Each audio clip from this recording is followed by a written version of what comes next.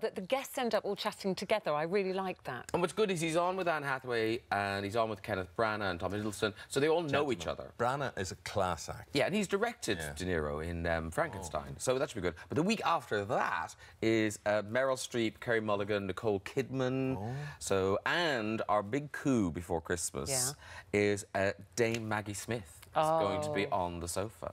I never thought. Have you ever had her on the show before? I think she probably did Parkinson back in the day, but I don't think she's done anything for years. No, you don't see her. So we're thrilled. My friend, I can tell. You can tell the ones where your eyes light up and you're really looking forward to having a chat. But TV being TV and radio being radio, I was listening to you last week interviewing Linda LaPlante. Oh yes. Now that's just an experience that went on for hours, right?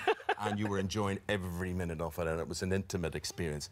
Television, though, it's different. It's fabricated. It's shorter. You know, it's produced. Yes, you know, it is completely produced, and you have to steer it in a certain direction, particularly because you're kind of juggling different guests. So even if one guest goes off in a tangent, you're kind of thinking, we kind of need to get back to that thing because we've got to talk to him about the other thing.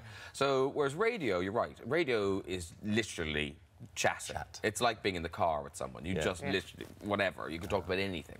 Whereas on television, there's expectations are a bit higher. Do your guests know? Have you had a chance to chat to them? Do you say, look, I want to talk about this and I want that story, or do you just rarely do that. Throw the questions at them? No, I rarely do that, and it depends on the guest. Some guests totally want to be left alone. You know, look, no, just keep it fresh. I want to know. And then some guests want to be told.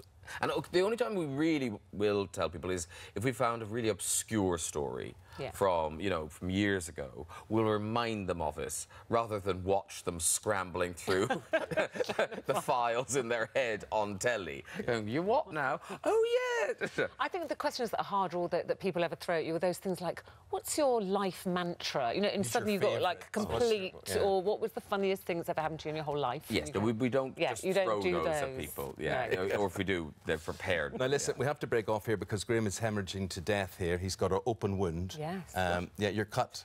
Oh, yes, you're cut. Am I? God, he's got... Yeah, no, terrible. I sliced off half my finger.